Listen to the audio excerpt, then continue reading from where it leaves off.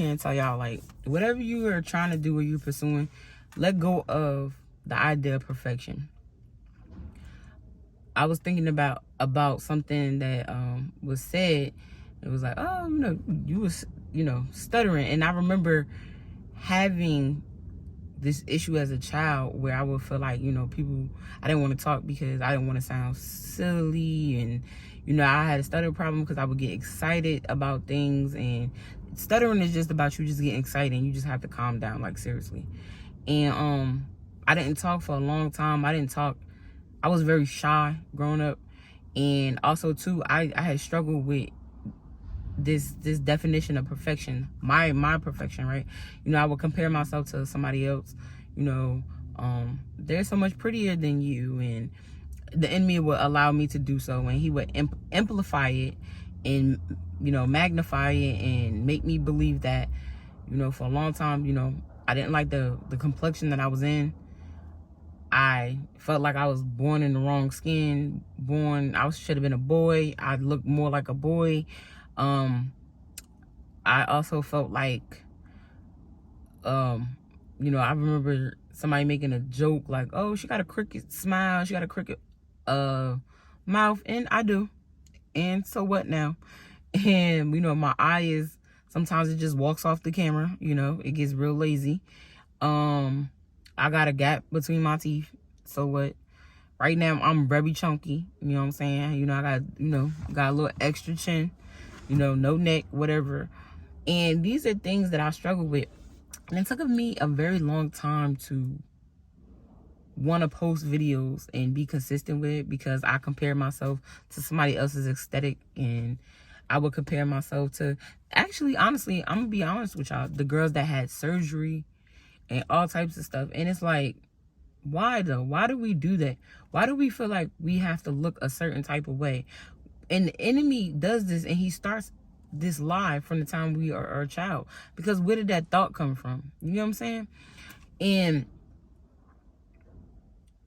I just want to let y'all know that that idea of perfection is no such thing. Do not feed into that. God made you who you are. And once you get to know who you are with him, you'll be so much more appreciative. Like, I was going to have surgery years ago, and I know I would have regretted it now. Me walking with God, I would have felt like crap, because he loves you so much. He thinks you're one of the stars in his eyes.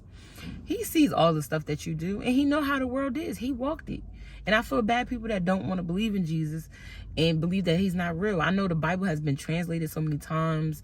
People believe that, okay, well, it's been translated. Well, there's how many languages in the world? Come on now. On top of that, when we play telephone, what happens? When I tell somebody something else, they only going to take what they want to take from it. And then they're going to communicate it the way they interpret it. That's just how the world is. That Bible is living and alive. If you take the time out, ask God to redirect your thought process, have him enlighten you, you'll be like, wow, so that was going on how many years ago, and it's still going on now? It's the truth. And I've seen things, so I know that it's true. And it's like, you might see things, and it's up to you to choose to believe it. I've encountered things that a lot of people wouldn't believe, but I don't care no more, because at one point I really cared about what everybody thought about me. Every single body, my mom, my dad, all of this. And it doesn't matter. Your definition of perfection is non-existent. It's non-existent. He loves you just the way you are. And that's the best thing that you could ever go off of. We so worried about all of this stuff. Why? When we all know that eventually we're not going to be here anymore. We all know that. We know that we're born, and we know we die. That's one thing we could all agree on, right? That we physically die. So why are you so worried about the physical if it's just going to die? Y'all get what I'm saying? Now, when you start walking with God, you start to realize that the internal, there's a spirit. You're alive. You're getting to choose. Where you think that goes? So it's hard for you to believe that it's a heaven and a hell? Oh, there is. Where you think those lost souls the ones that take advantage of people, the ones that molested and raped and never repented, where you think those go? I'm just saying, the ones that don't believe, where you think those go? So the idea of your perfection, or when you need to start something, or you need to do this to please other people, please let it go. Today, I'm asking you. He's asking you. Let it go and give it to him. Because he can take whatever you are. Trust me. You talking about somebody who was drinking all the time, smoking all the time.